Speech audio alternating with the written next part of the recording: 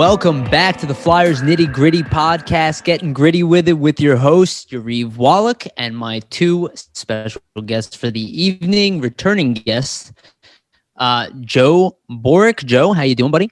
Doing well. I have AHL and NHL TV this year, so it's been a lot of action-packed hockey days. I love that. And it's nice because COVID season. Yeah, especially because of that, yeah. Yeah, for sure. And Andy Gorel. Andy, welcome back to the show. What up, man? Thanks for having me.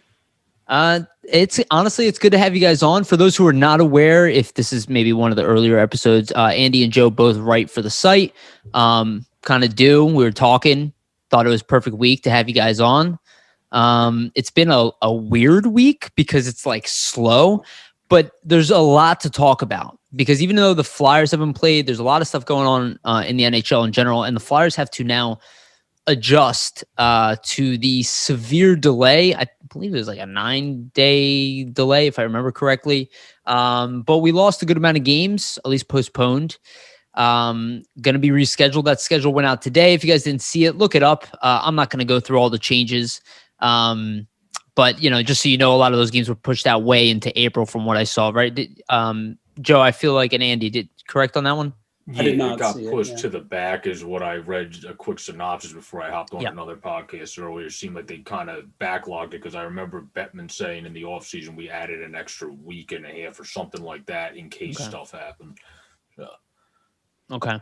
Yeah, that makes sense. And I think be ready for this type of stuff. If it happens again, there are adjustments to this. This is all about finishing the season. So anybody thinks we're going to be bailing anything, that is not happening. The one thing I will say, so far so good, confirmed from Bill Daly that as of right now, the Flyers still have the Lake Tahoe game. Let's talk about that for a second here. Lake Tahoe is coming up. So while these games have got postponed, the Flyers do have a game on Thursday. We're going to play a unique roster on that. We'll talk about that in a bit, but we do have Lake Tahoe coming up. Let me ask you guys something. Did you think that it would get canceled? Joe, I'll go to you first on this one. I did, honestly. I was pleasantly and happily surprised that it seems like we're moving in the right direction. I mean, you have the taxi squad for a reason, obviously. Once everything can kind of settle itself out, as hockey has said, and you can kind of designate everybody to be safe.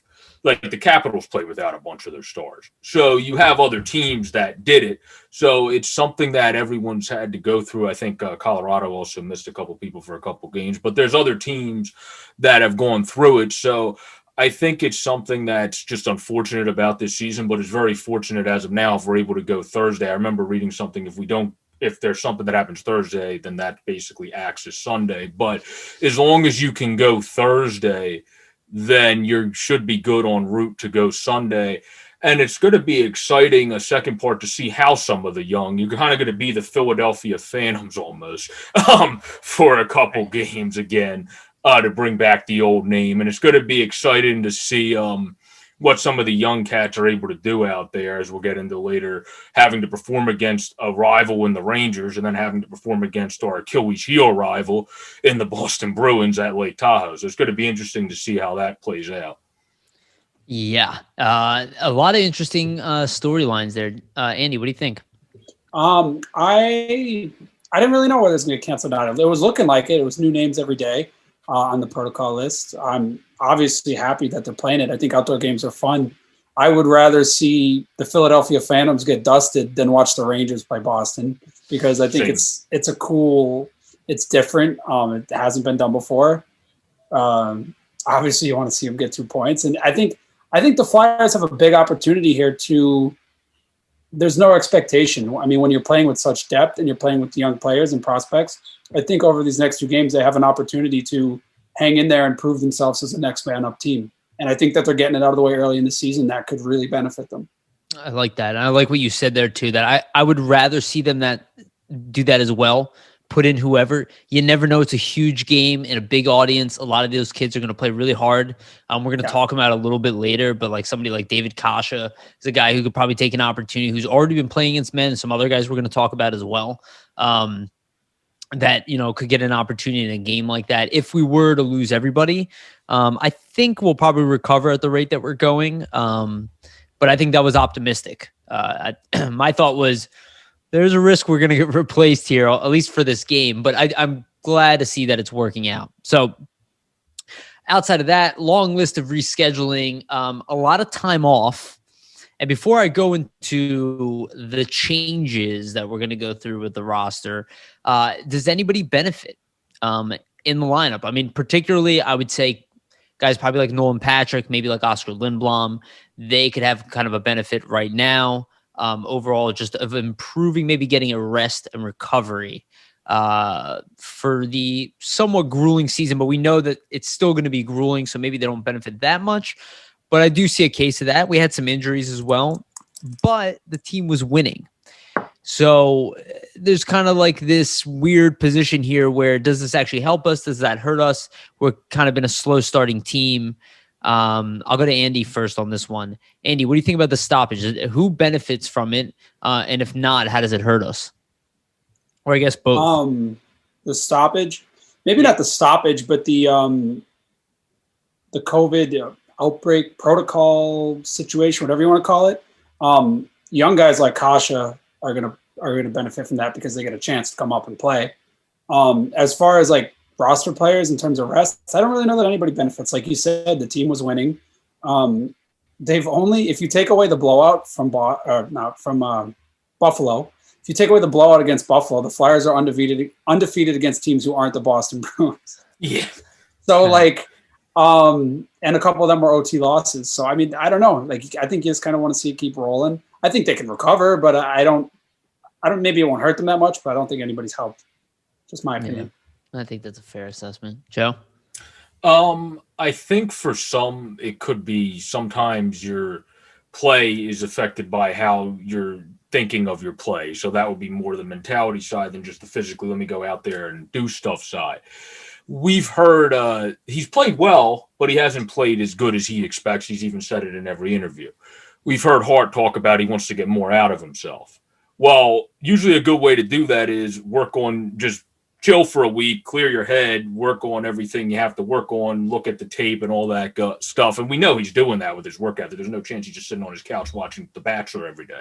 So he's definitely finding stuff to do and watching all the plays where I think for him, he's the one guy that will benefit the most because he could come back like the Hart we know right away.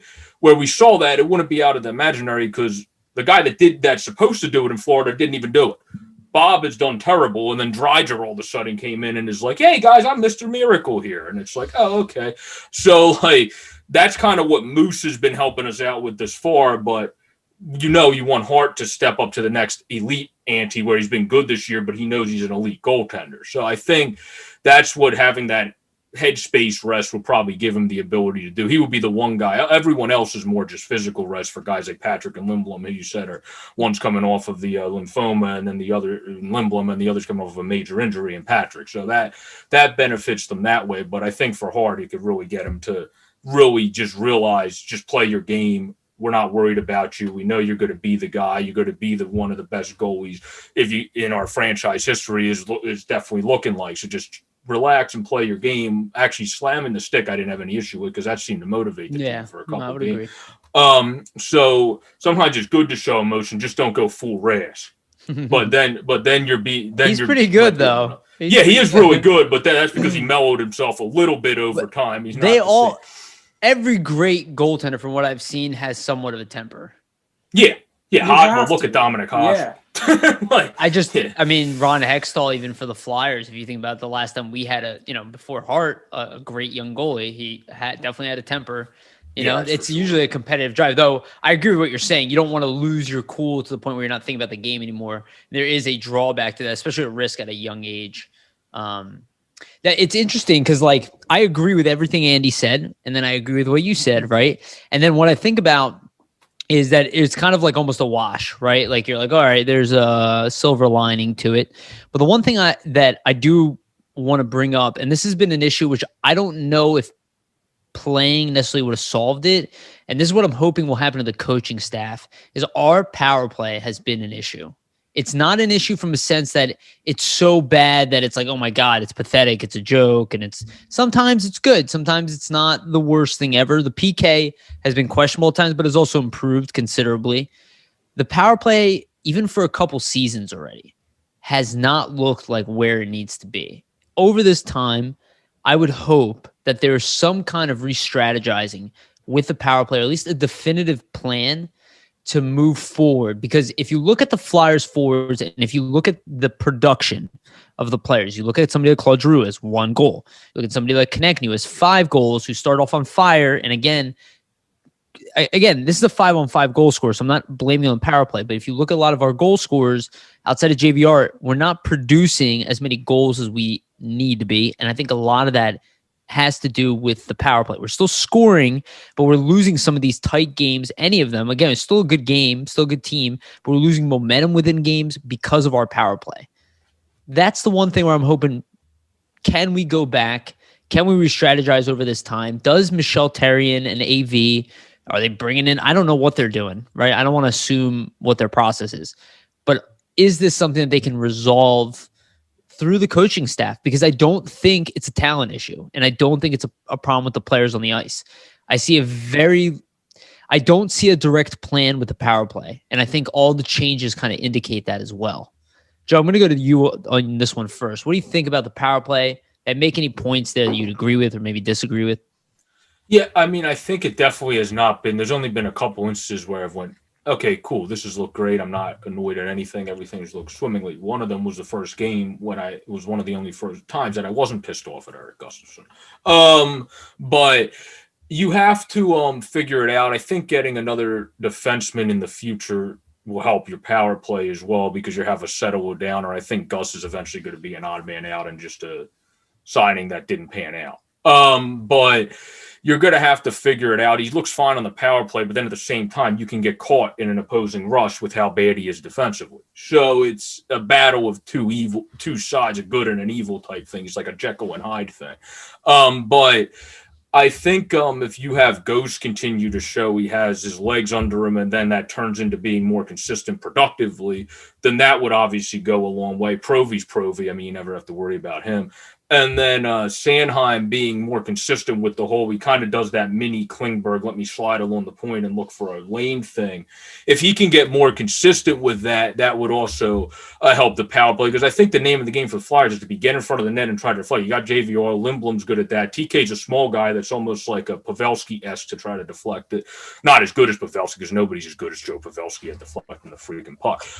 But you have a guy that's little and scrappy that gets in front of the net. Kasha, who might come up, we'll talk about him later, another guy that's not afraid. I think his lone goal last, if I remember correctly, was going to the slot and deflecting it. So he's not afraid to get in front of the net either. So you have all these guys that definitely play Nax the same way in the bottom six. So I think you have to get more guys in front of the net, use the defense to facilitate the power play. And you have guys, I don't know how much I trust Gus all the time, but at least he's doing okay on the power play. You have other guys, too, that are consistent. Sanheim, when healthy, too, is also not bad if you can get him in the right spots. I think the biggest key to the power play is you sometimes have guys in spots that are questionable. Like you move G to the other side, and I'll be like, no, let G shoot a one-timer. Like don't make this overly complicated. Just sometimes as simple as can be is the best way to go. Look at the Capitals. They had the same power play for about 10 years. All it is Backstrom over here, back to Ovechkin, back to Backstrom, and Ovechkin scores. It's literally the same thing back. So I think you sometimes simple is the best answer, and the Flyers sometimes overcomplicate their special teams and move guys around to their not strong side, and that doesn't always make the most sense to me. Other than that, usually I don't disagree with the way we alter our lines too much. That's the only time I ever do. Yeah. What do you think, Andy? Yeah, picking up on what Joe said, I think it appears so. A couple of years ago, the Flyers couldn't even enter the zone on the power play; like it was abysmal. They've gotten better at that, but it seems now once they get set up, there's always one too many passes. We keep ragging on them for their low shots, but they're getting it done, and maybe their opportunities are better. Maybe they're doing the right thing, but I don't know. For me, at least, I want to see them throwing the puck towards the net more. Also, like Joe said, I think Sanheim needs to be a little more aggressive with a shot. When you have a guy like JVR up front, or even, Oskar, I would like to see Sanheim shoot the puck a little more. Yeah, not much to say that Joe hasn't said. I just think a little more aggression, cleaner getting set up, and quicker to maybe go for it. Yeah, and I think you both bring up great points, and I think the key thing that I'm like thinking about while you're talking is there's no more bigger indication that this team is getting by on talent more than execution than your special teams, because you're winning, you're scoring, you're stopping teams, but your power play and your penalty kill, you have an advantage and is pretty much I guess in the power play you have an advantage, is a systematic game. It's not a game where you're just going to go out there and kind of you're literally trying to be precise, right? You're getting in the zone. You have set plays. Same thing with PK. These are the times you have to play your most precise. That's when we're at our worst. And it's like, if you think about it, that has been the Flyers' biggest downside. It's like you see Sanheim, you see Myers, you see all these guys. You're like, they're all so talented. And one night they look like the best player in the game. Like literally, there's a night where Sanheim can literally look like the best player in the game, and then you see another night where he's just good, and I think a lot of it doesn't necessarily have to do with the fact that their talent sways from game to game. It's like the execution. And maybe that's like a sign of the team, is like the power play and the penalty kill. It's like maybe once they become more consistent, like the team is just playing more consistent. Is that kind of what you're both are leaning to, I'd say? Yeah, that's definitely what I was looking more to. You have to play. And he said the key word, Andy, aggression. You need to play with more aggression and tenacity. You do it a little bit more at times on 5-on-5. And then for some reason, when you get on the power play, turning into the way before they really grew and learned, the way that like a team like Dallas was before Rick Bowness came in. It's like pass happiness. And that's not something you can do on the power play. You have to be a lot more aggressive. So that's the big part. I think he said the key there. That's the key. Also what Joe said, there is no talent issue for the power play.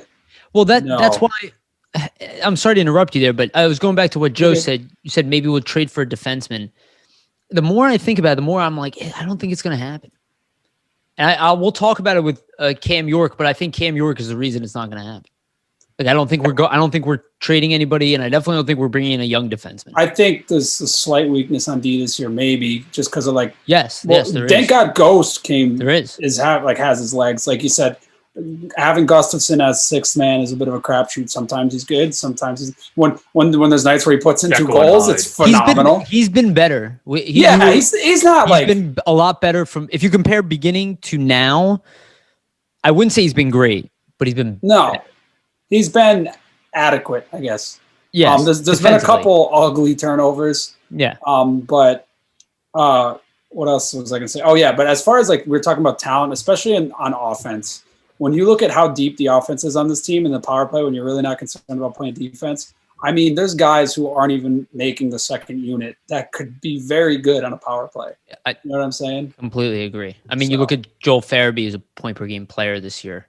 I don't think most people were expecting that. Yeah, he's phenomenal. His shot, he has such a clapper. And again, we're missing Frost, right? Ratcliffe hasn't played a game. Lazinski's been injured. You're talking about Allison hasn't played. You're talking about key young players who are all very talented. These guys haven't even played. Nobody even knows who they are. Yeah, watching Kasha sit in the NHL or the AHL is like if he was on like Anaheim or LA or one of these teams that was rebuilding, he'd be like killing it. With like, well, let's go into Kasha actually. Well, let's do this actually before we go into Kasha, because I'm gonna end up wanting to talk about all the young players. So before we go into Kasha, let's talk about the lineups real quick, because I'm getting excited. So keep talking about Kasha. So real quick, we have 7 players still on COVID protocol. That's G, Braun, Frost, Voracek, obviously Frost, Voracek, Laughton, Lindblom, and TK. So obviously we're missing 6 guys from the lineup. It's gonna be an interesting event, and obviously 2 of those guys are humongous parts. With G and Voracek, they never miss a game, and then TK obviously as well. Laughton's going to be a huge loss. Lindblom will be huge, and then Braun. We can't really afford to lose any more veteran defensemen. But I think Braun's okay. I think some of us are okay with that one. Give opportunity to somebody else. Andy, I'm going to go to you first, because you said you had some ideas on this already. How do you see the lineup adjusting? Anybody you see in particular?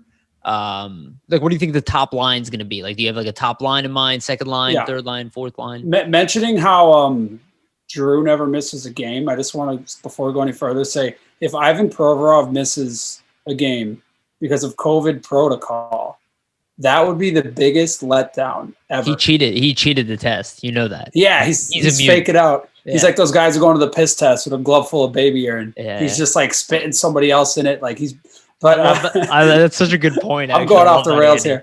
I go off the rails once in a while. Anyways, so looking at the team's depth, they're actually, so Sanheim came off the protocol list, which I don't know if everybody listening is aware of that, but he was removed the night TK was added. So in terms of defense, it's I wrote out a little depth chart. Provorov goes, Sanheim, Myers, Haig, Gustafson. That's not changing. Okay, Braun maybe in for Gus. Hart and Elliott. Okay. The offense is where it gets tacky, because if you were to, so there's two lines of like top players. Yeah. The first line is Farabee, Cooch, JVR. That's already like whoa. And then the second line would be Raffle, Hayes, and Obe Kubel. If you move Raffle to the left wing, then it's like a crapshoot. You have Patrick and Bunneman centering, and you have some combination of Torinsky, Kasha, Morin, and Andrioff likely. I think Bunneman. Was Bunneman added, or did I miss that? I think I saw something. Yeah, was he added? I think he's not good. Added. Okay, I thought maybe I saw something that he was added, but maybe I was wrong. Anyway, go ahead. So center wise though, Coots, Hayes, Patrick, Bunneman, okay, but out on the wings, like having Raffle and Knack as your second line. I mean, they're adequate. Don't get me wrong. I think. But then you look.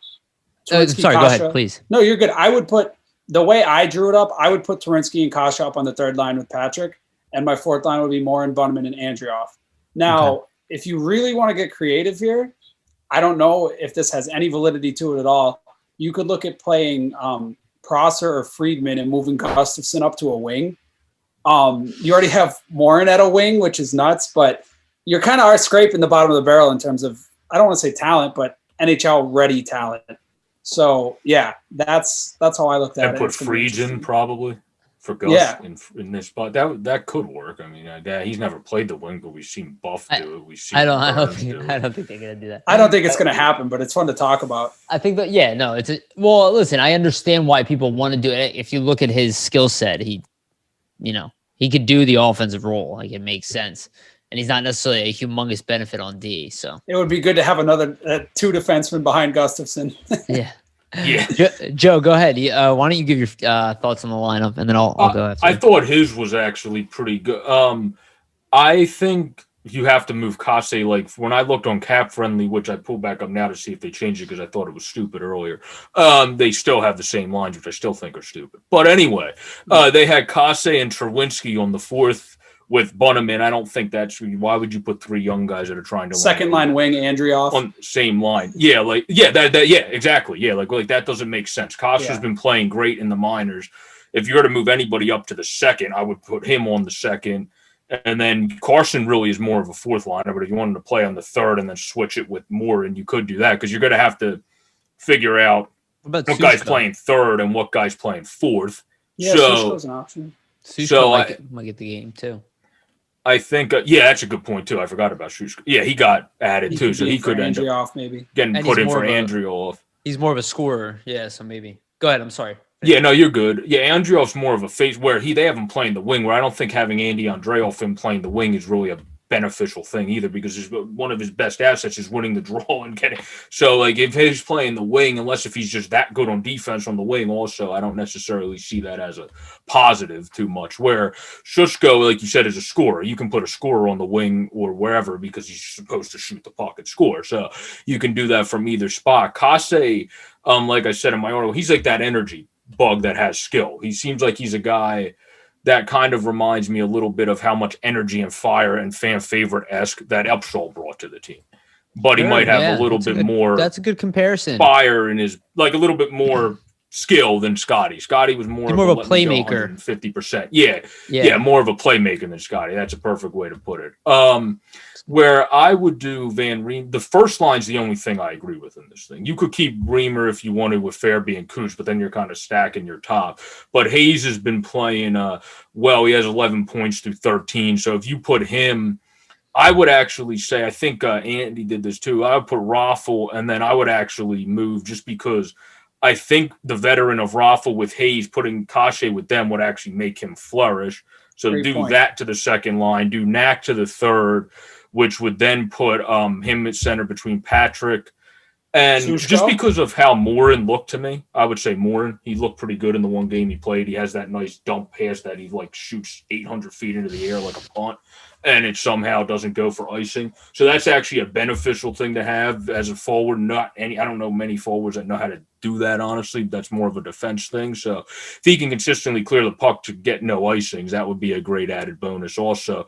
So I would put him with Abe Kubel, and then that would leave Terwinski, Bunneman, and then whatever the piecemeal of guys that you can kind of put as the next guy there, whoever you put in. Maybe you put Andreev down there if you do put in Sushko up the line. There's a bunch of different guys you can move around at that point, but I would say that's what I would kind of do with that. And then obviously we have to remember, if you do, like you said, it's probably not going to happen, but move Gus and stuff.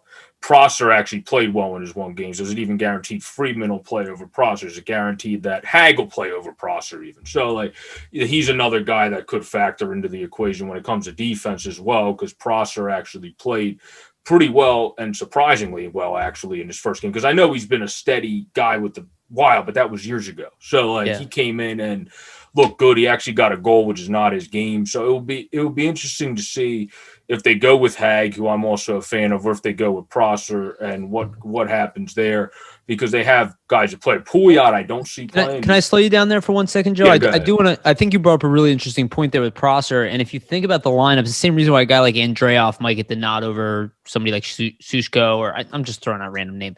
But again, you have a game where you're already missing a bunch of veterans. Prosser didn't do well because he's the most skilled defenseman, and Friedman didn't get sent down because he doesn't have skill to play in the NHL. They're looking for guys, this is what I was talking about earlier, who can execute simple plays. Prosser will do that. He's going to be boring. He's probably not going to make any mistakes. He might get beat, right? But he's going to play physical. He's going to block shots. He's so predictable as much as far as a player. You know, scoring is not predictable. Everything else he did was predictable. And I feel like that's why he got the nod. So I think you're actually onto something. And maybe the type of game we're walking into, maybe a guy like Prosser will get the nod, to your point. Yeah, because he's a guy that knows how to play. He's a defensive defenseman, obviously, and that's what he was in Minnesota also. And going up against Boston, especially, New York is played kind of mediocre, so you might be able to get away with having someone struggle on defense and beat New York, especially because Gorgaev is really struggling, and Shesterkin's not been the same as he was last year. He's getting better, but you could probably get away with that. When it comes to Boston, you ain't getting away with that. You need to play tight defense, all that, where I think having a Prosser in could definitely benefit that, because he knows how to settle everybody down. Yeah. And it sucks that I love it at the perfect time. You know, Flyers have all this depth. Allison's out, Lazinski's out, Frost is out, Radcliffe is out. These are all guys that you would like to see maybe get some opportunities. But it's really interesting. I honestly, I don't disagree with any of you guys on your line combinations. I have no idea what they're going to do because there's kind of a lost. Like you said, you're kind of doing patchwork here. So you're gonna play around with stuff. I actually really like the idea with. Well, I like what you said a lot. One, I'd like to see Kasha with maybe even Couturier, but maybe it's too large of a role. But maybe Patrick is another secondary, but he would work with any of them. He looked really good in that Phantoms game. He looked like a pro amongst Phantoms. Wisdom, we'll talk about him. He also looked great in a different way. But Kasha, just the way he's skating, the way he's moving, the confidence, the way he was shooting, I'm like, this guy does not belong in the AHL. It was kind of clear to me. I don't think he's even getting sent back after that. Yeah, it's also clear because he makes it look so. He just does those plays like you're doing pickup hockey sometimes, where you literally just go this way, then go this way, and he creates a shot because he's so fast and just tricks the other team. He makes it look so easy. I think that shows you're more than ready to be in. Well, I think with Kosh, it's kind of make or break for him to see if he's going to be an NHL player, because he's clearly too good for the Phantoms, or at least not too good, but he's good enough to play pro. So, does he want to go get paid overseas, or is he good enough to play for the Flyers? But I think there's an opportunity here. I really like Kosh. I've liked him for a while. So I think there's an opportunity to mix him into that top 9. But no matter what, you have a gap. No matter what, you have a problem. So I'm good and just wait and see. And I think there'll probably be adjustments within the game. Farabee, I do think will play that top line with JVR. I think that's, Andy, I think that's kind of what you want to go for. Then you mix up Hayes and Patrick. Those are you can kind of play around with those. Rafa will get the nod. It's crazy that Laughton's out too. There's really not that many guys to throw out there, right? All of your top 9 options are outside of him, essentially. From they're all injured, or COVID. So you don't have really much choices. It's just unfortunate we're missing some names. The D, I agree, I'll probably primarily stay the same, so I'm not too concerned with that. And I think some people will like to see Braun sit out a game. Personally, I won't, but I don't think it's that big of a deal. All right, let's move on to the fun stuff. I do want to talk. So we talked about Kasha a bunch there, and obviously he had a great game. Last game, I believe he had a goal, 2 assists. He was part of the game winner. I think he scored. Did he score the game winner? No. Yeah, Zaid assisted the game winner. Yeah, exactly. He scored, and Kasha hit the post, came in on the second one, and then buried it. Hell of a performance for Kasha and Zaid Wisdom, who had, I believe, 2 goals, 1 assist in that game. Gives him 3 points in 2 games. Kasha, same thing. Let's talk about Wisdom and Kasha. Kasha, we just talked about. He was awesome. I'm going to go to you, Joe. Zaid Wisdom came in as a 4th-round pick. I want to remind people, he's 18 years old. He's not supposed to be here. And yes, there's a lot of weird things, but he's really not. I mean, he's got great size, 5'11", 195. He's probably even bigger than that now. For a kid, that's fantastic. It's showing, and he's already effective in the AHL, and I don't think that performance was a fluke. Looks like this kid might be a steal. Joe, what did you think about Zaid? And you can mention Kasha as well if you have anything else to say. I think he looked amazing, honestly. I mean, in the first game, he didn't even look bad. He just didn't get on the score sheet. I mean, sure. you looked good. He was moving around the ice well. He looked good. And I think in the second game, once you look really good, you have the confidence already. I mean, he's a very confident kid. I see why Wayne Simmons loves the guy. And you definitely want to take recommendations from a guy that's a franchise team favorite and icon for a while when we got him from the Kings. That was probably one of the better moves this organization has ever made. So I think listening to him, as I said, any friend of him is automatically a friend of mine in the beginning, and now you see how great he is. So he's 18 years old. He should be playing in the OHL, not the AHL. That's how the rules work. If the league was going, you have to go back to your junior team. You're technically allowed to play in the AHL for people that don't know. At 18, it's just if you're part of a junior team, you can't. Yep. So, but they had to fudge the rules this year because of the way things are. The OHL is supposed to start, I believe, the beginning of April if they keep that on track. But we'll have to see what happens when everything comes back and how the heck they deal with all that when the junior leagues, if they come back, and what they do there. But as of now, as a pro already, he's looking great. He looks like he's ready to be a pro, where when he goes back to the OHL, people are probably going to fear their boots because they're going to be like, this guy performed great in the AHL. He's going to destroy us. So I think he's a guy that he already plays with a lot of tenacity and in front of the net presence. Once you add more muscle that he's going to work on and add, as Wayne Train did as he got older and stronger, he might honestly be your at least miniature version of the next Wayne Simmons. Yeah, and it's funny because I did even see that in the way he was playing the other game. It did remind me of Wayne Simmons, even the way he scored the goals, the way he created the setup, even in overtime, the way he's hanging around the net, strong against it. It did remind me of Wayne Simmons. It's pretty funny. And you don't want to say that just because of the race thing. I know that I'm sure people keep thinking that, but there really is a style of play there.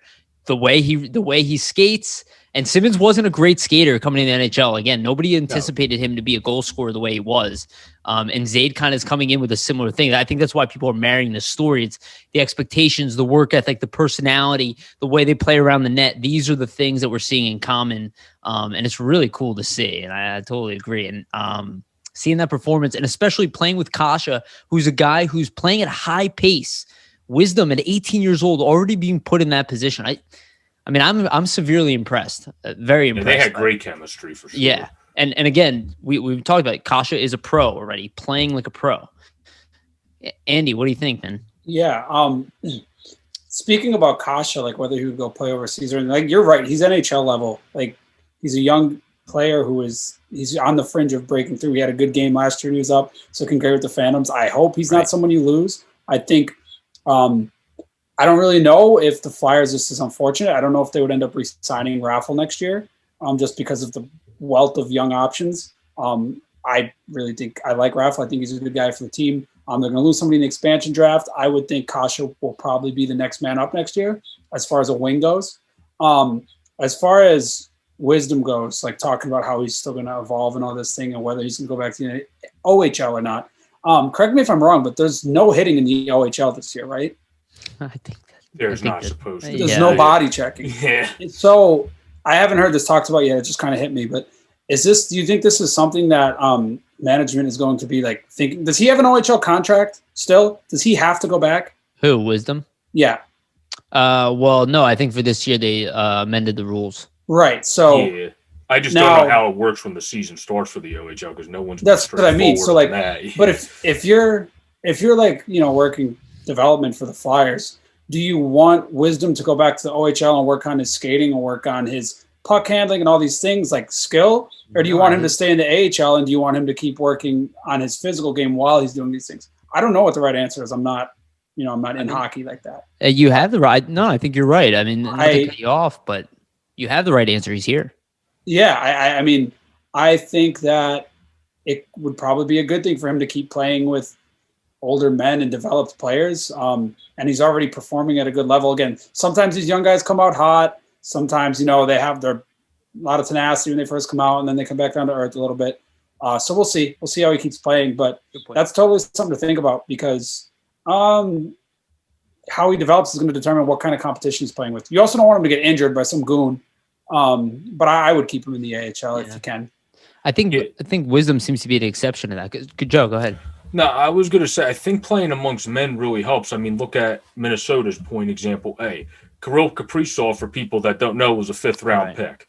He played in the KHL, played amongst men, which is the second best league in the world. Look where he's at now. So I think growing and pushing yourself to the fullest extent because you're playing against the best competition at the level you're going to be at the highest right now.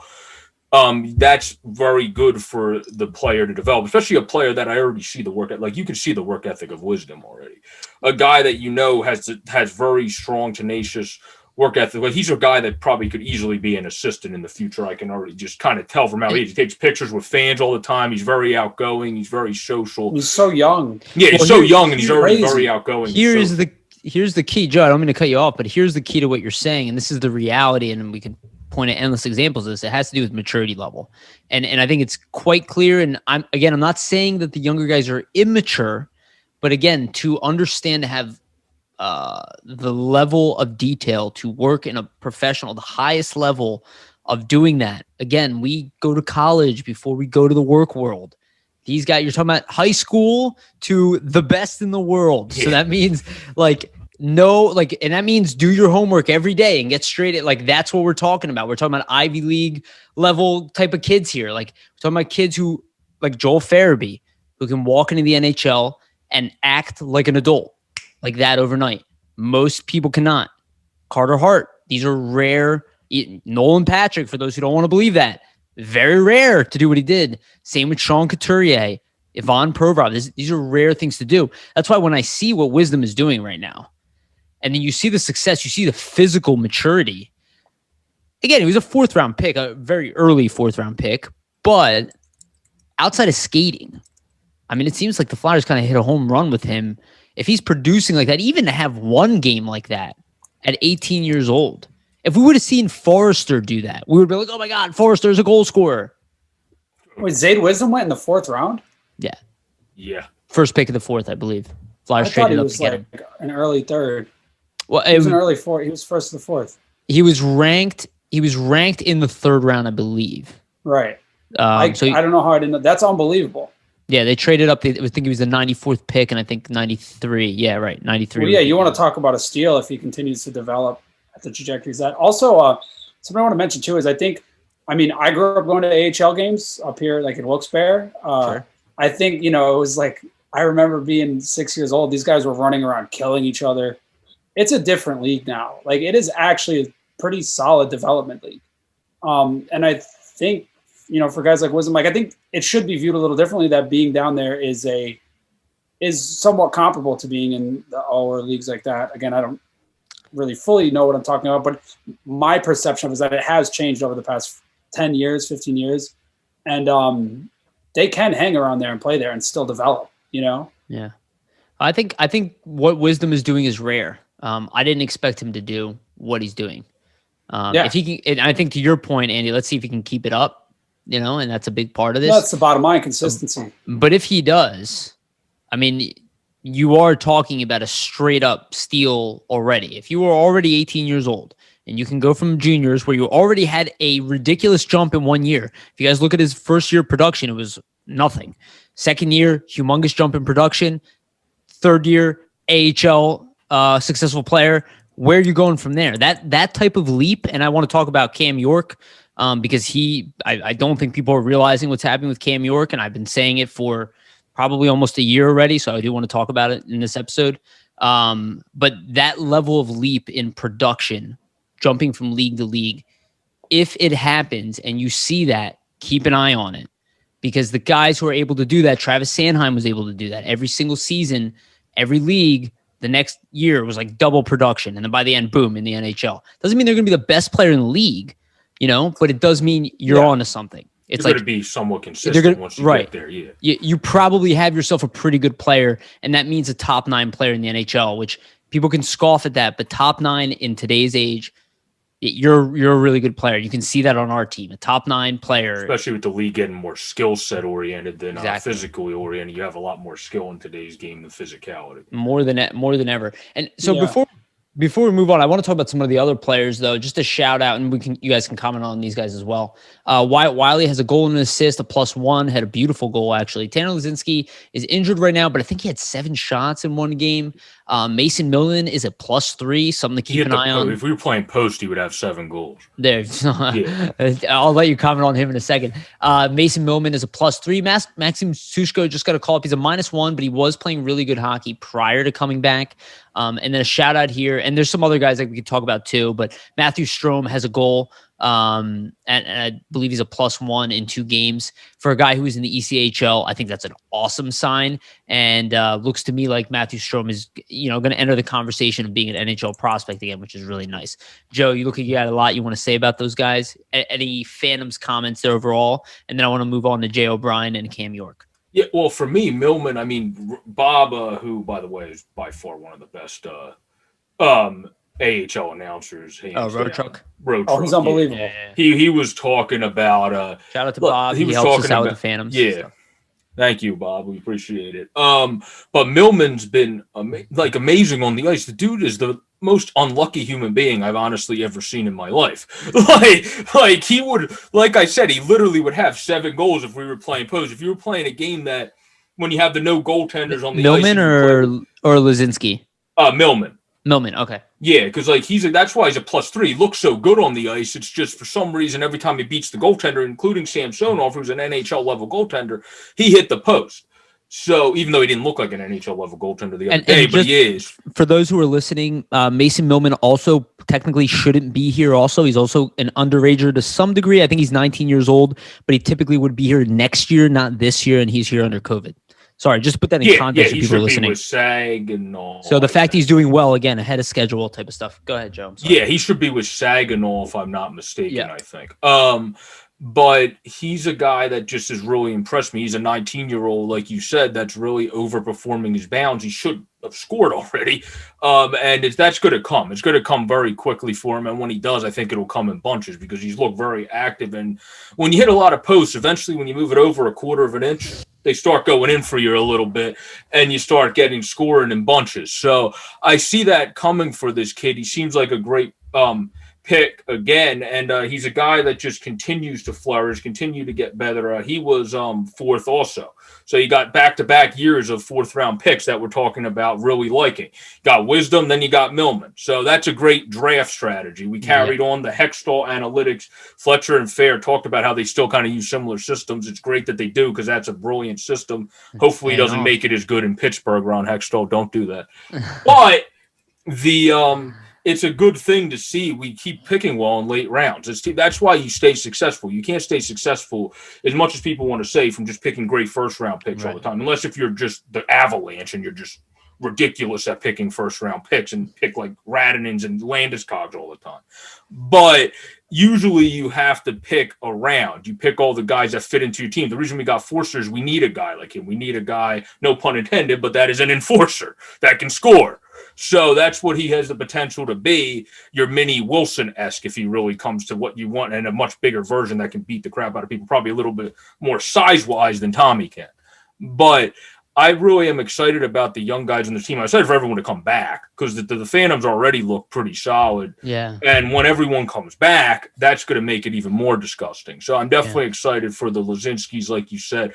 I believe it was 7 shots. Before he got injured, he did look good. Wiley moved up on the play night. Logan Day had a nice game as well. He moved up on the play on an assist. He looks good. We were able to pick him up in the AHL, and he's looked pretty solid. So this team has made, from the AHL to NHL level, small pickups kind of become big pickups for each team because they're just really smart at scouting and saying, this is exactly what you need. He might not be the best overall player, but you need a dude that can do this. Go get them. It just seems to be talent at every single level and every single step. And some very talented guys haven't even played. And we talked about Frost is out, but he probably should be the best player on the Phantoms. Andy, any additional comments there on the Phantoms? No, not really. Joe took care of it big time. Yeah, no, I would say that was actually very good, Joe. It was very good. So we talked about those guys. No, dude, not at all. I don't have much to say. Well, to those who don't know, Joe, you're going to be at a couple more games this year. The first one's Saturday, then 3rd and 13th is what I have right now. And then Andy goes to games, takes great pictures. Definitely check him out. I was gonna say Andy was at one already. Joe was at one. So if you guys are looking for Phantoms coverage, I haven't been at one yet. I'm going. Oh, you haven't? I'm sorry. Yeah, because I thought you were coming on one. My mistake. So he's gonna be at a couple. I believe the two of you are maybe the best in the area to go. So look out for the two of them. Make sure if you guys are following the Phantoms, Andy will definitely have some pictures and stuff like that from the game. And I do a podcast after each game too. Yeah. Ghostly Take I started doing for my channel. Yeah. Well, when we wrap up the podcast, I want to make sure that people know where to follow you guys and give a shout out to anything you're working on outside of this stuff. So, all right, I want to talk about 2 more players before we wrap up here. We're kind of like in the last five minutes, but I think it's important to talk about them because one guy has been forgotten about. And the other guy is front and center. And quite frankly, they're both killing it. And I think we need to recognize that. And they're both going on different journeys. And I think fans have a way of kind of following one guy's journey and then forgetting about another guy. And then another guy ends up showing up in the NHL and they're like, what the heck? Where did this guy come? It's like because he didn't go on the typical journey that you expect him to. And I want to talk first about Jay O'Brien. Now, Jay O'Brien's a guy who was taken a couple years ago. He had relatively high expectations being a high school hockey player with immensely talented numbers. For those who are not aware, the only other players who put up those type of numbers at that program, and I believe he was actually being coached by one of them, was Jeremy Roenick and Tony Amani. And I think Tony Amani was the coach there at the time for Jay O'Brien. So again, this kid had a lot of prestige, but didn't play at a higher level, came in, some injuries, early on in his career, didn't meet expectations, but also got invited to U.S. development programs and got into the best colleges. And there's just so much potential. And, he kind of, I don't want to say shit the bed, but he had bad luck. We've seen it happen before. Pascal Laberge, we haven't even talked about him. He's seen a series of bad lucks. He was supposed to be a first-round pick. Not that different from Jay O'Brien. However, we come full circle. Jay O'Brien just had a hat trick the other night, and they were beautiful goals, and it was a dominant game. Jay O'Brien is now playing for Boston University. He was over at Princeton. He kind of went back to the BCHL to recover. Now he's back. And now in 10 games, he has 6 goals. He has 4 assists. He's a +1. And to put that in perspective to people, he's 20 years old. That's NCAA hockey. He is playing at a point per game pace. You can scoff at that. You can say he's older. You can say whatever you want. Even older players have a very difficult time putting up those kind of numbers. If he continues on this trajectory, it looks like he will fulfill that role of being a first-round pick. We have something really exciting brewing there. Joe, you're nodding your head a lot. What do you think about Jay O'Brien and his current? I saw somebody posted on social media about if you go out to get somebody, he's a guy I would include in a trade. I'm like, no, that's not happening. No, do not do that. My look is always when you see someone that has the skill, as long as it takes him to look at Knack. The Flyers were so patient with Abe Kubel because they knew something was there. This isn't an organization that gives up on people. They're an organization that pushes you to Laughton. Be your best. Yeah, Laughton. Laughton went down in 17 to work on his skating and then improved tremendously past that. O'Brien, you're playing for Boston, too. I mean, it's not like he's playing for Like, no offense to Princeton, but like Boston's better than Princeton at hockey. Boston University is one of the best hockey schools to go to. You're playing for a good team and you're performing like one of the best, if not consistently the best on the team. So it's good to have that going forward. And it's great to see, because if you perform that well and you stay as a point per game, you're already 20. You might not need the AHL that much if you stay healthy and keep performing at this level. You might be a guy that goes in there for a week and then you start killing everybody down there and they're like, yeah, this ain't worth it. You should probably come up so everyone doesn't cry themselves to sleep at night in the AHL. So I think he's a guy that at this point is going to be a quick riser. And then the next guy you want to talk about also is likely to be that case. Yeah. Andy, comments on Jay O'Brien. I don't know if you had a chance to watch much of him. I don't really watch much college hockey, and I haven't seen much of him, but I mean, it's a good point that you shouldn't give up on somebody early. The expectations are set so high for him at 21 years old. I mean, even, Couturier came up when he was, I think, 18, but still, when you look at somebody like Couturier, it took him years to evolve into what he is. You talk about Laughton. Look at Laughton now. Even last year, Laughton took a huge leap. I mean, okay, he was a first-round pick. So who gives a shit if it takes until 23 to be a great hockey player at the NHL level, or 24? I mean, if you get a guy who's going to be like even as good as Scott Laughton, even if they're not, say it's not till the 24 that they're really a standout player, and then they do that for 6 years till the 30. I don't know. To me, that's kind of a good draft pick. Just because they don't do it, just because he's not McDavid. Like, everybody expects everyone to be McDavid. I mean, that's just the loudmouths. Not realistic at all. Yeah. I think people who are realistic about things know that 21 years old, it's not over. Yeah, exactly. 100%, man. And if you guys, I've mentioned this before, I have a player profiles videos on here. If you go back and look, I think the Laughton one I made is almost 2 years old now.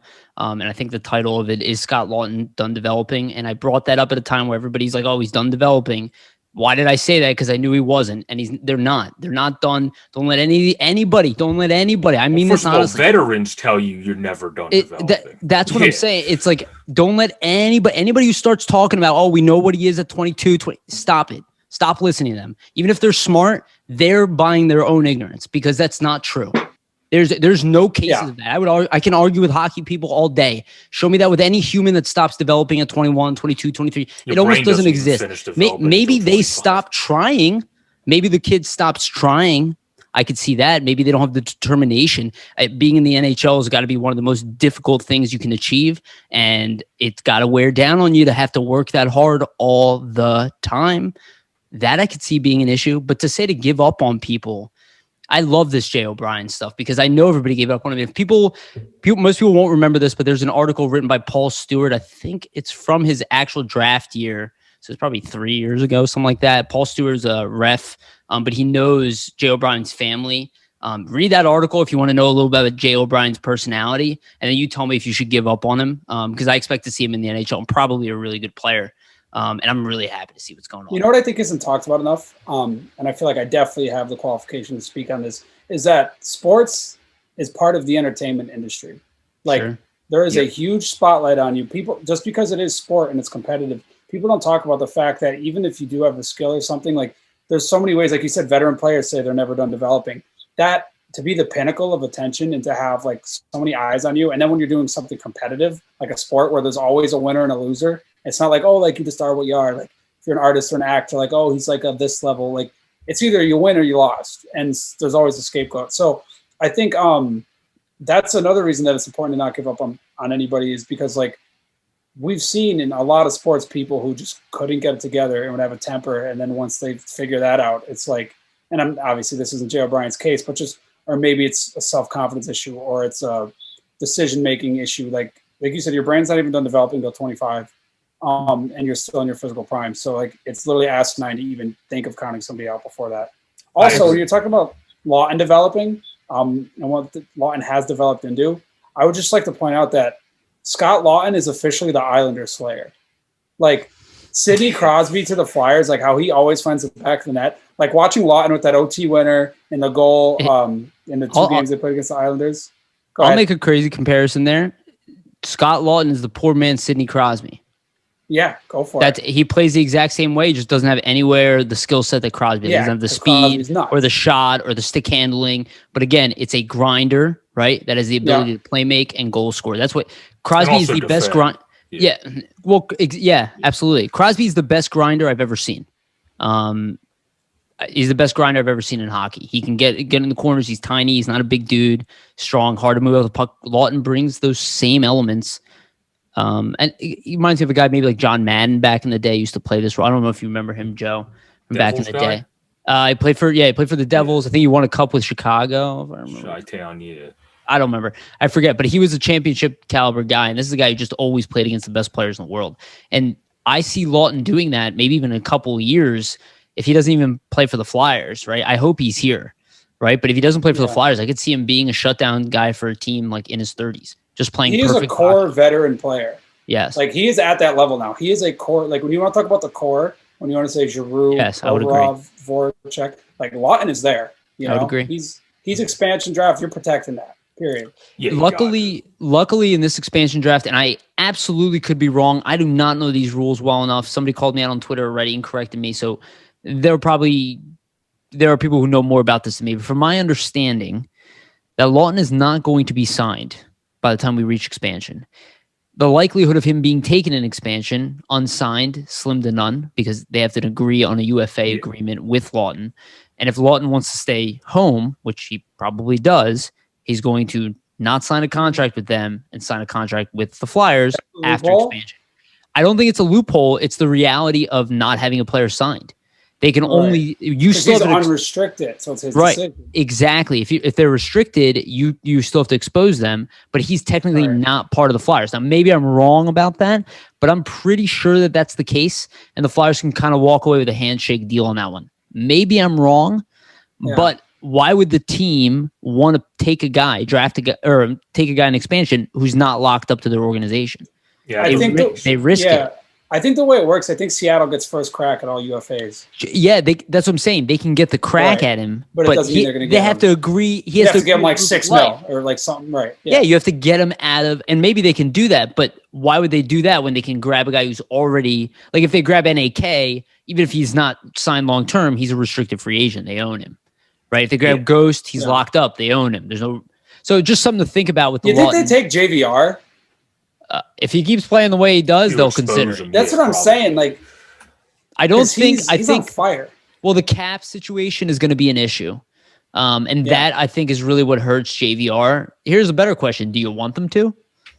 No, I don't know. I don't think so. Oh my God. It's like I actually had a note written down on this, and I don't know if I said it on the last pod I was on, or if this was just me texting Jamie or something. But I said JVR is due for like a huge year, and he was actually, people shit on him. He wasn't like. He put up, it wasn't a point per game last year, but he was out a lot last year, and he still finished with he didn't have his legs 20 goals. Last year, he didn't play well last year in comparison, just overall. But outside of that, to what he was, but the year before that, he played really well. So it's like people are, you just don't want to. People want a perfect comparison. Last year was his down year. Oh, sorry, Joe. No, I was going to say, I think a perfect comparison for people that understand football along with hockey is. Everyone talked about Aaron Rodgers' his first year at Matt LaFleur. You look at his stats and go, why are people saying this guy sucks? like if that was a down year, I'll take that. If 19 goals is your down year, I'll take that. In a shortened season where he played 40 games. In a shortened season. Having a baby. I mean, I think JVR just had kind of a reality check, and I think he probably worked his butt off. That's I think probably what happened. I would say that JVR is the best hockey player he's ever been right now. That might be true. He honestly does. That actually might be true. Look at the way his two-way game has evolved, even from 2 years ago. Well, since the man just had a baby. There's a good chance that his brain changed and that he wants something more. Who knows? Dad strength. He's got dad strength now. Drew's got an extra dad. Drew's got the fun sway. They have the new son coming. Congratulations, another distraction. But JVR, you could see it in his eyes, like. There's fire there. He plays physical. He's gotten so much better defensively. He looks like a brand new man. I think AV was big for not just JVR, but Jake's also finally committed to the other end consistently. Yeah. Where he's been good at making those tenacious plays in there, but now he's good just lockdown as well. Jake is good. I think AV. Yeah, I think AV is getting people bought in the idea that this is a Stanley Cup championship team, and if you don't want to be on it, then get out. Exactly. There is somebody who will take your place. Exactly. It's like, I don't care if you're JVR. I don't care if you're Voracek. He benched TK. And again, it's not their fault. It's not Hackstall's fault. again, it doesn't mean that Hackstall is lazy or anything. I don't see it that way. We're just looking at a guy who's raising expectations to 110%. And I think these guys needed it. Hackstall was raw. And Laviolette did the same thing when he came here. People forget, like, again, he's called Giroux the best player in the world. Like, he's raising expectations. Like, hey guys, I think you're all incredible. If you don't do incredible, I'm mad at you. And it's like, pretty much. And that's what he's saying. It's like, it's not okay to not be incredible. And it's like, that's kind of what and obviously it is, but you want them to feel that way about themselves, right? That, you like, just want them giving it everything. Yeah. Like, Jake, I want you to be the best two-way player in the league. Nobody's ever said that to Voracek. Nobody's ever said it to Voracek. Maybe He's so AB funny. did. I love that guy. He could do it. He's talented enough. Jake's amazing. All right, let's talk about one player because we're gonna keep going on them for all day. We're gonna keep gushing. All right, Yeah, I do want to talk about. forever. Yeah, I do want to talk about Cam York, the other young player that we were discussing earlier. Cam York right now, let me look at the numbers here. He's got 3 goals, 11 assists in 16 games. He is a plus 11. So for those of you, that is 14 points in 16 games in the NCAA, especially after just winning captain of Team USA. By the way, winning a defensive game in that championship. Again, defensive. He led the D very clearly. And again, we talked about maturity level earlier. He is also an underager for those who are not aware. He's 6 months pretty much younger than everybody around him. So even though he's 20, he's a young 20. So add that on top of the success, the maturity level. Again, I've been talking about this for a while. I do not think Cam York is going to be playing in the AHL. If he does, it won't be very long. I expect him to be in the NHL pretty quickly, and I think we just keep seeing it. Last year, I think it took him 30 games to hit 16 points. He has 14 points in 16 games. He's doubling his production since last year. Yes, he's on a very good team, but he's also the best defenseman on that team. He's also been the best defenseman on Team USA. Again, I think he has a more reserved game than some of the other high-end young defensemen that are kind of zipping around the league, McCarr and Hughes and all these guys, and I get it. They're going to put up 60 points in the league and whatnot.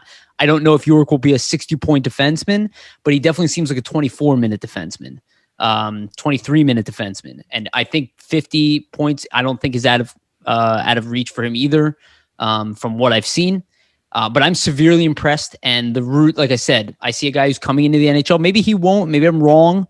But I think the Flyers are planning it for him to be here next year.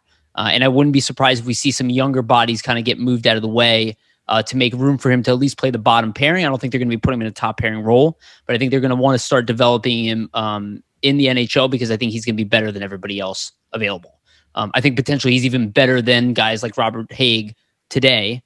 At his young age, I think he's probably NHL ready, probably now, at least mentally. So we'll see physically by next year. I do suspect add time. Again, the fact that he's younger, my projection is he's probably an NHL player next year. Maybe he'll have a couple bounce back and forth, but I'm really high on Cam York. Andy, I'll open to you first on this one because I gave it to Joe last time. Yeah. About Cam York, and then Joe, we'll let you finish it up. Yeah, well, obviously, everything you said, we should have high expectations for him. He's looked great. I mean, I watched the World Juniors games, the semifinal versus Finland, which was not his best game, but then the final versus Canada, where he rebounded. As the captain of that team, the way that team played was unbelievable. Like, just the team effort and the fact that he helmed that team and he was on the defense, which that team was pretty good defensively. The game versus Russia was ugly, the opener. I watched that one as well. That was ugly. But from there on out, like, they were pretty steady, especially, I mean, that final was so unbelievably steady, and he was sucking up a lot of minutes. He's a captain. He seems to have a mental toughness to him as well. He seems pretty even keel. Yeah, it's going to be really exciting to see how long it takes him to get to the Flyers. And like you said, I think he's probably going to be an AHL guy for like 25 games or something. Hopefully, if it goes to plan, and then hopefully he'll get a shot with the Flyers like next year. Joe? Yeah, York, I think you brought up 2 other young guys in the league in Hughes and McCarr. I think he definitely would compare more to McCarr because Hughes doesn't always impress me in his own zone. Where York does. York is more aggressive on stick checking, forechecking, etc. Hughes is still learning that side of his game. Cal came right in and decided he was the best thing since sliced bread as soon as he walked into his first playoff game and scored in his first freaking playoff game. So I feel like, honestly, if you want to do that with Cammy, I don't know when the college season would line up, but I feel like he could do that if you called him up for the postseason, if need be. He seems so, like you said, mentally ready, so into it. Makar even almost talked about it. He put on physical size and stuff in the offseason. He knew he wasn't 100% physically ready, but he's so good mentally. That's what made him look pretty good in the playoffs. And then he really worked on the other side, where Hughes, I think, is a little bit different. He didn't fully work on bulking up yet, and he needs to do that a little bit more in this offseason, but obviously he's a hell of a player offensively. I just think that York has a higher ceiling defensively than Quinn. That's definitely more towards Makar's, where Quinn is going to be more of a better version of Keith Yondel, basically. Like a guy that's more consistent defensively of a Keith Yondel, I think, is probably what Hughes is probably going to project to, where Makar might be an all-timer if he keeps doing what he's doing. So if you get a little bit below Makar, you're getting a hell of a defenseman. Yeah, I mean, it's like if we just have a guy who's a top 4, I think it's a win. And I think that's Cam York's floor at this point. Is a number 4 defenseman. I think his ceiling is a number 1. It's hard for me to be like excited about him the same way I am Provorov. I feel like Provorov maybe had a little bit more physical gifts. Like he's a little bit stronger, a little bit bigger, a little faster. Having said that, like I said, it's important to remember how old Cam York is, and nobody expected him to do what he's doing now. And that's why I say pay attention to that age gap. Look what happened to Jack Hughes, right? That's another guy he's a underager first. I think he's the bare minimum. Him and Cam York were in the same position, and Cam York was a defense. I brought this up over and over again. They were both way too young for that program, and they were the best defenseman and best center on the team were both 6 months younger than everybody else in their age group. So look what happened to Jack Hughes. Came in too young in the NHL, getting pushed around, and all of a sudden, boom, now he's their best player. And again, I'm not saying that's going to happen with Cam York. He's going to be our best defenseman. But again, you're talking about a guy who's already excelling in NCAA. He's done there. He's done there after this year. If you're already putting up a point per game pace, you're winning junior champion, he's done there. So he's going to think it's pro time. So he can go to the Phantoms, but odds are he's probably better than Zamula today. He's probably better than Wiley today. He's probably better than Robert Haig today. He's better defensively than Gustafson today. So when I start listing all these things, I'm like, if you project that out 12 months from now, I'm like, how is he not going to catch and surpass all these guys? The only person I could see really standing in his way is Zamula, and I don't see that right now. No, Zamula's more raw. Bob Road Truck talked about it in the game. You see greatness, then you see the stuff that he needs to hone in a little bit more. Kind of like Myers. See very nice plays. Yeah, exactly. He's an guys you pick up with great skill that are undrafted. You're not going to see them come in and be like I just said, Cal Makar, where guys that you draft really high and are really high on, you're going to expect to see that. So it's something that I think is going to work out great for this team, because everyone we just mentioned is very solid defensemen too. It's just York's above them. So having those guys come below as well is the big reason why. I don't mind how Braun's playing. I more minded 2 years. That's the big thing why I was always confused with the whole why we give him an extra year. We have all these defensemen. Because of Niskanen. That would be my guess. I think it was kind of a desperation. Niski retired. And I think it also lowered his price. Got his cap hit down. That could make sense. Instead of giving like $2.5 million for a year or whatever. Next year he's almost going to become a secondary defensive coach if we have all these guys come up. Like, that's more why I said I just didn't really understand the second year. And to bring it full circle to your point, for those who are not aware about Cale Makar, he was a high school hockey player, and he was taken, I think, number 3rd in the draft. And his knock on that he wasn't playing against, juniors players or college players or playing overseas, so they weren't sure about the level of competition. Sounds very familiar to the Jay O'Brien situation, where he was drafted as a high school player and people didn't know how good he was really going to be, and he had some trouble adjusting. Cale Makar turned out pretty fantastic. I'm not saying Jay O'Brien is going to turn out to be as good as Cale Makar, but something to keep in mind. Just because a guy didn't have a typical journey there doesn't mean he's not going to, end up on top, or at least a high-end player. For all we know, Jay O'Brien can end up being as good as Joel Farabee by the end of this. But we'll see. I don't want to put that on Jay O'Brien. Joel Farabee is going to be a superstar. That's a different story. But Jay O'Brien I'm pretty excited about him. Joel Farabee is going to be really good, I think. You want to talk about like bulking up physically, and he was fine when he came up, but still, put on so much more weight. But he was very thin and frail. And again, the mental maturity is why he made the NHL. This again, same program, U.S. development program. Farabee, Hughes, Zegras, Boldy, Wallstrom. I can just keep Hughes. It can keep Hughes. Keep naming guys who came in too small and too young and made the NHL immediately. Kid from my town actually played against Farabee when he was like 10. And then another time when he's older, they played in the Quebec Pee Wee tournament together. Cool. And he said, like, when they were like 10 years old, like they looked at his shot and they were like, "Oh my God, this kid's shot. Like he's going somewhere pro." I would agree. Not that means they knew from 10 he was going to be in the NHL, but they were like, "Dude, this kid is on a trajectory." He said his shot at 10 years old was like otherworldly. So I think that's why we're seeing the Ovechkin comparisons and all that now. Because get me all excited.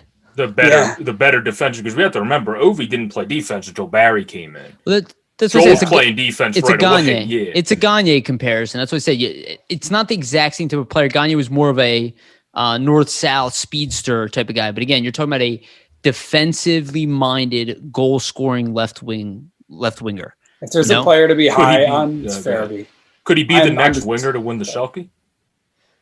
I mean, I would say he's that caliber of a player. Yeah, Andy, I called him.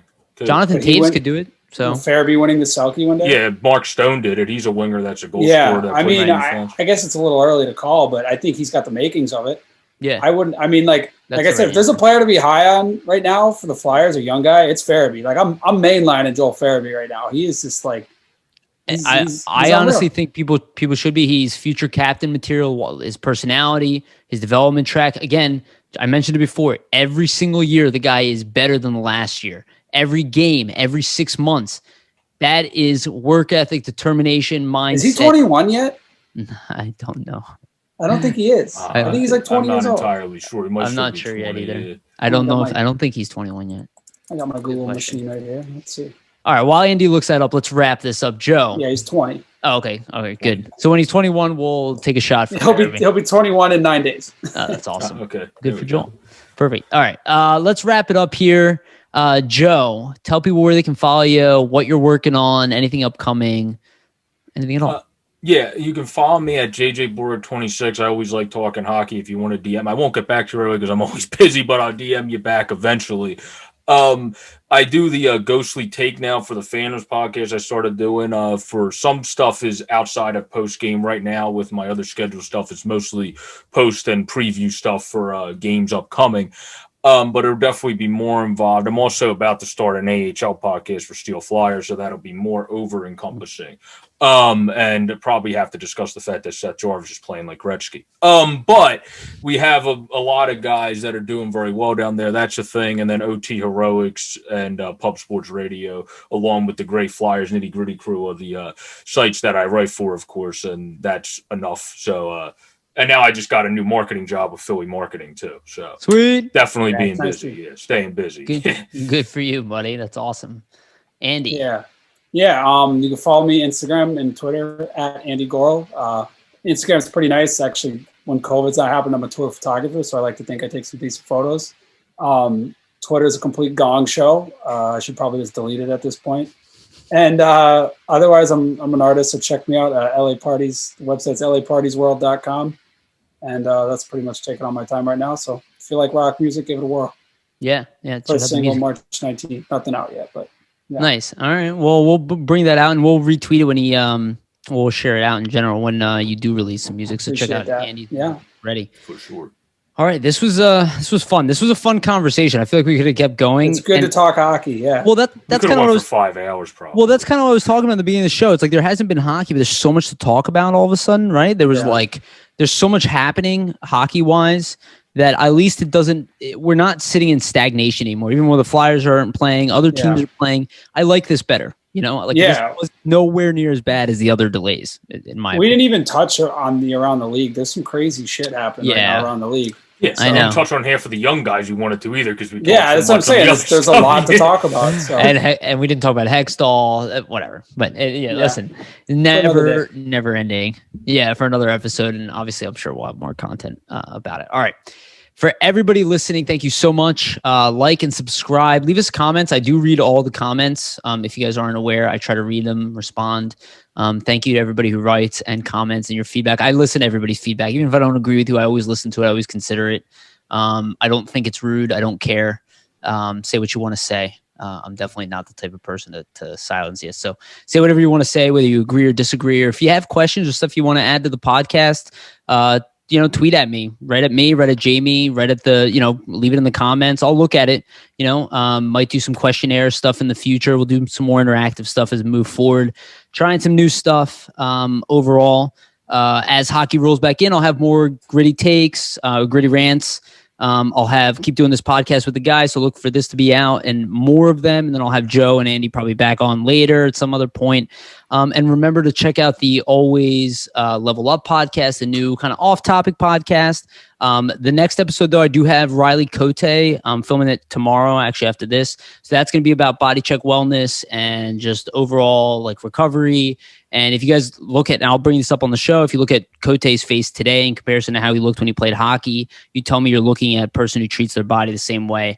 And this is something I'm going to talk about, and something I think is important for athletes to know about. And I think a lot of them do, but something important for us to know as average people as well, and what they're kind of going through. So that should be really good. So like and subscribe. Thank you to everybody. Thank you for listening. Thank you again, fellas, for joining. This was so much fun. And remember to always stay gritty.